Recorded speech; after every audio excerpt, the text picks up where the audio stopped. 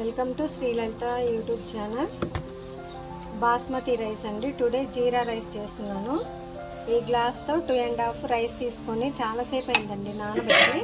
కాకపోతే నీళ్ళు ఇంతకు ముందే వంచేసాను, కొంచెం వేసుకున్నా, ఆల్రెడీ నానే ఉన్నాయి. ఈ 2.5 వాటర్ రైస్కి నేను దీంట్లో వాటర్ ఎంత తీసుకుంటున్నానో చూపిస్తున్నానండి. 2.5 తీసుకున్నాం కదండి రైస్. 3, 4.5 సరిపోతాయండి. ఎందుకంటే దీన్ని మనం మళ్ళీ వేయించుతాం కదా. నార్మల్గా రైస్ ఎలా కుకింగ్ చేస్తామో ఈ జీరా రైస్ కూడా 80% ఉడికించిన తర్వాత అవి తీసి నూనె వేసి లైట్గా ఆ రైస్లో ఆరబెట్టాలండి. నేను చూపిస్తాను. ఇది ఫస్ట్ కుక్ చేసుకుందాం. ఈ రైస్ కుక్ చేసుకుందాం. స్టవ్ ఆన్ చేశానండి. నీళ్లు వేడైన తర్వాత అట్టేసరి కాకుండా మనం బాగా నీళ్లు వేడైన తర్వాత మనం కట్టెల పొయ్యి మీద ఎలా వండుకుంటామో అలాగా ఈ నానబెట్టుకున్నటువంటి రైస్ని యాడ్ చేసి 80% ఉడికిన తర్వాత ఈ నీళ్ళ నుంచి తీసేసి ఆరబెట్టుకొని కొంచెం లైట్గా ఆయిల్ కానీ నెయ్యి కానీ వేయాలండి. ఎందుకంటే అలా వేయటం వల్ల రైస్ కూడా ఇలా పుల్లలుగా ఉంటుంది, మెత్తగా కాకుండా ఉంటుంది. ముందు రైస్ ఉడికిన తర్వాత నేను ఆ ప్రాసెస్ చూపిస్తాను. నీళ్లు వేడయ్యాయండి, రైస్ యాడ్ చేసుకుందాం.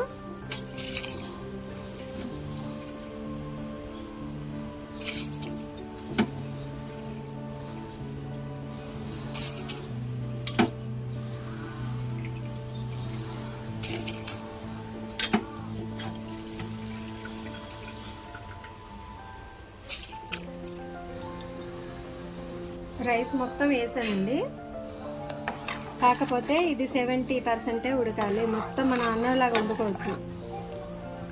అందుకే మూత కూడా పెట్టట్లా, జాగ్రత్తగా వండుకుందాం. ఈ జీరా రైస్కి కావాల్సిన పదార్థాలు ఏంటంటే, మీకు బాగా చూడటానికి లుక్గా కనిపించాలంటే ఎన్నంటే వేసుకోవచ్చండి. కాకపోతే మనం ఏదైనా తినే ఫుడ్ ఏదైనా లిమిట్గా మరీ అతి చేయకుండా తినాలి. కాబట్టి నేను ఒక 2 స్పూన్లే సాజీరా ఉంటాయి కదండి, అవి దీంట్లో నానబెట్టాను. ఎందుకు నానబెట్టానంటే ఈ వాటర్కి ఆ ఫ్లేవర్ అంతా వస్తుందండి.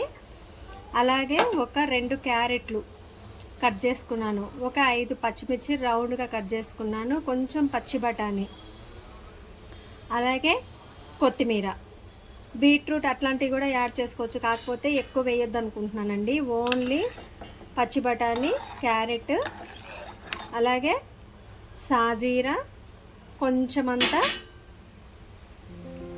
కొత్తిమీర, ఇంతవరకేనండి. సాజీరా ఆల్రెడీ 1 స్పూన్ నానబెట్టేసాను, సరిపడా వేస్తానండి. దీంట్లో కూడా మొత్తం వేస్తానని కాదు. ఇప్పుడు ముందు రైస్ ఉడకాలి. ఈ రైస్ కూడా 80% ఉడకాలి, మెత్తగా ఉడకకుండా చూసుకున్నాను. అందుకే మూత పెట్టకుండా ఉంచాను.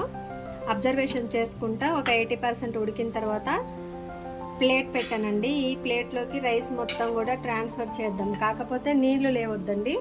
దీంట్లో కూడా మనం కొంచెం లైట్గా ఆయిల్ కానీ నెయ్యి కానీ వేసుకొని ఆ రైస్కి మొత్తం కలిపామనుకోండి, రైస్ పుల్లలుగా ఉంటుంది, మెత్తగా. ఈ రైస్ ఉడకనిద్దాం. ఫస్ట్ నెయ్యి కొంచెం వేసుకోవాలండి. కొంచెం డాల్డా వాడద్దండి, నెయ్యి కొంచెం. మనం ఇంట్లో నూనె కుకింగ్ ఆయిల్ ఉంటుందిగా, అది. ఒకవేళ నెయ్యి లేకపోయినా కుకింగ్ ఆయిల్ అయినా పర్వాలేదు. కాకపోతే ఇంట్లోనే మనం ఈ రకంగా చేసుకోవాలి. రైస్ మనం 80% ఉడికిన తర్వాత ప్లేట్లో తీసి ఆరబెట్టుకుని దాంట్లో కొంచెం ఆయిల్ యాడ్ చేసుకుందాం. ముందు రైస్ ఉడికిన తర్వాత అదంతా ప్రిపేర్ చేసుకుందాం. ఇంకా స్టవ్ ఆఫ్ చేసేద్దామండి.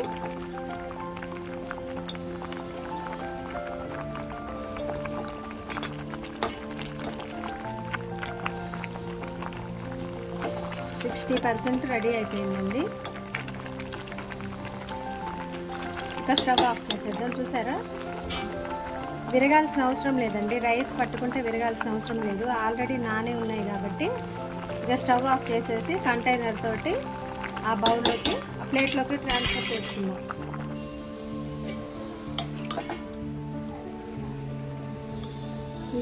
అంటే దాదాపు 80% ఉడికిందండి. ప్లేట్లోకి తీసుకున్నా.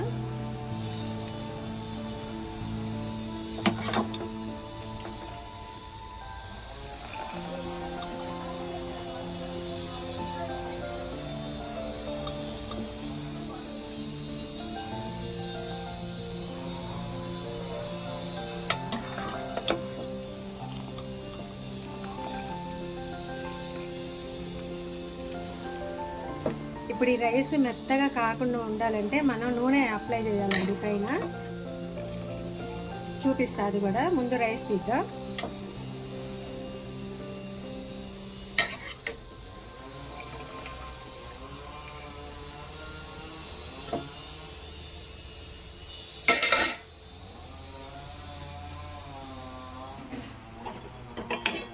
కొంచెం నూనె వేసుకుందామండి. అదంతా చూసారా, కరువులో అధిక మాసమని ఇంటి పక్కన ఇల్లు కడుతున్నారండి. కరెంటు పైప్ లైన్స్ వేస్తున్నారు. చూసారా డ్రిల్స్తో సౌండ్ ఎంత వస్తుందో.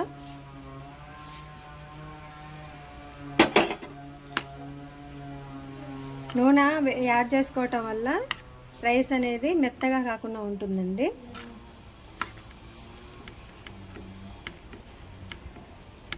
ఆరగించుకోవాలి. ఈ లోపల మనకి పోపు రెడీ చేసుకుందాం. క్రిస్పీగా అంటే మనకి అన్నం మెత్తగా కాకుండా పుల్లలుగా ఉండాలి అంటే మనం రైస్ కొంచెం ఆయిల్ యాడ్ చేసుకోవాలండి. ఇలా తిప్పుకుందాం.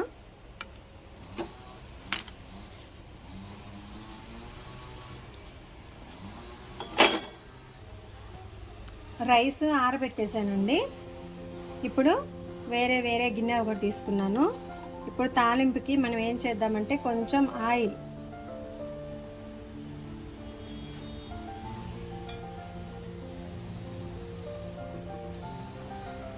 కొంచెం అంతా నెయ్యి అండి.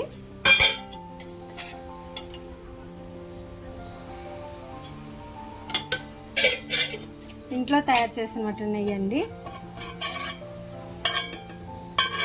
అడుగు అంటుతుంది కదా అప్పుడప్పుడు, కొంచెం నెయ్యి తయారు చేసేటప్పుడు అదండి, వేరే ఏది కాదు, నలకలు కాదు.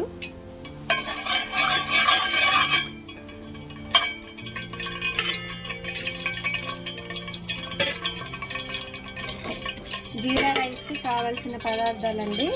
పచ్చి బఠానీ ఉడకబెట్టానండి, క్యారెట్ ఒక 2, పచ్చిమిర్చి ఇట్లా రౌండ్ కట్ చేసుకున్న కొన్నేమో పొడవుగా కట్ చేసా, కొంచెం కొత్తిమీర. ఫస్ట్ పచ్చి బఠానీ వేసుకుందామండి.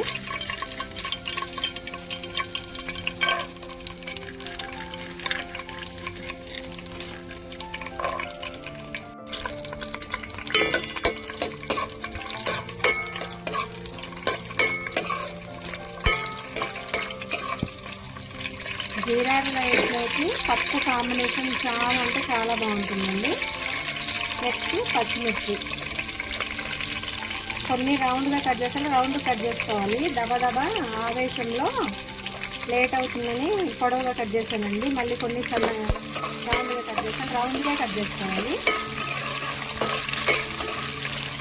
ఎండకి అసలు చేత కావట్లేదండి. ఒక 2 నిమిషాలు ఏసీలోకి వెళ్తాం, ఒక 2 నిమిషాలు మళ్ళీ బయటకు వచ్చి పనులు చేసుకోవటం ఇలా అయిపోయింది.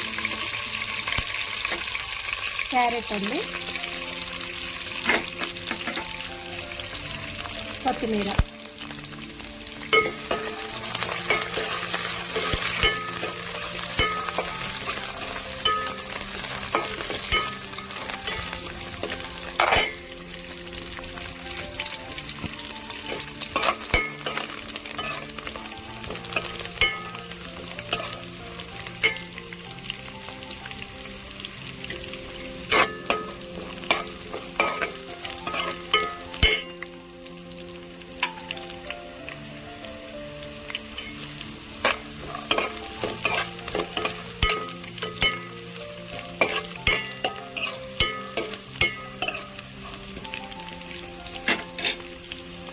ఇప్పుడు నానబెట్టుకున్నటువంటి సాజీర అండి.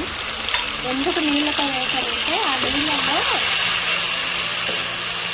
నీళ్ళలోనే సాజీర అది ఫ్లేవర్ అంతా ఉంటుందండి. ఏం కాదు, నూనెలో నీళ్ళు ఆవిరైపోతాయి.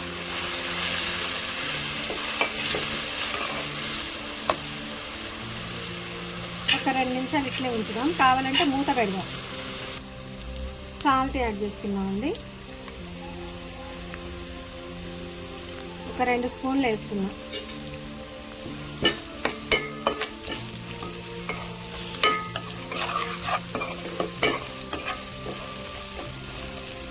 ఇప్పుడు ఆరబెట్టి పక్కన పెట్టుకున్నటువంటి అన్నం తీసుకొచ్చి ఈ తాలింపులో వేసేద్దామండి. సాల్ట్ కరగాలి.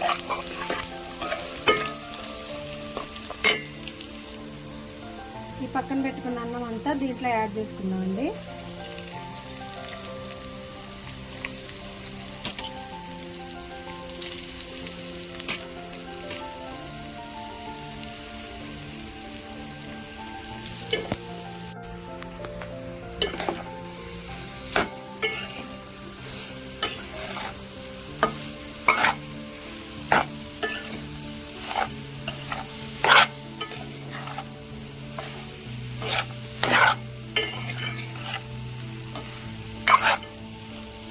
ఇంతే అండి, ఇలానే చేసుకోవాలి మనం. అంటే మరీ ఎక్కువ కాదండి, కరెక్ట్గా మనం తీసుకునే క్వాంటిటీకి సరిపడానే రైస్ అయినా ఏదైనా కర్రీస్లో సాల్ట్ మిగతా ఇంగ్రీడియంట్స్ అయినా ఎంతైనా సరే మనం తీసుకునే విధానాన్ని బట్టే కానీ ఎక్కువ తక్కువ వేసుకోవద్దండి. వేస్ట్ చేయొద్దు ఫుడ్ అనేది.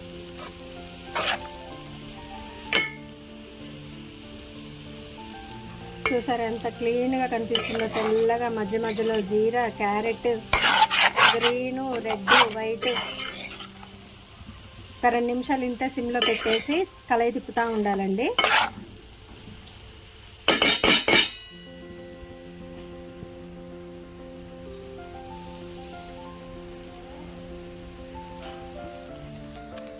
టేస్టీ టేస్టీ జీరా రైస్ రెడీ అండి.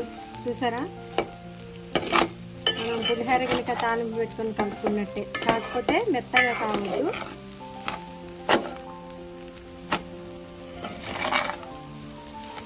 ఇంట్లోనే మనం రెస్టారెంట్ స్టైల్లో జీరా రైస్ రెడీ చేసుకోవచ్చు. చూసారండి, పొడి పొడిలాడుతూ ఉంది. అంటే ఉడకలేదని కాదు, ఉడికింది.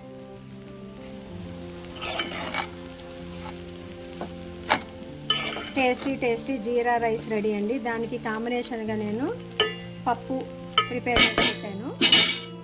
శ్రీలలిత యూట్యూబ్ ఛానల్ సబ్స్క్రైబ్ చేసుకోకపోతే చేసుకోండి.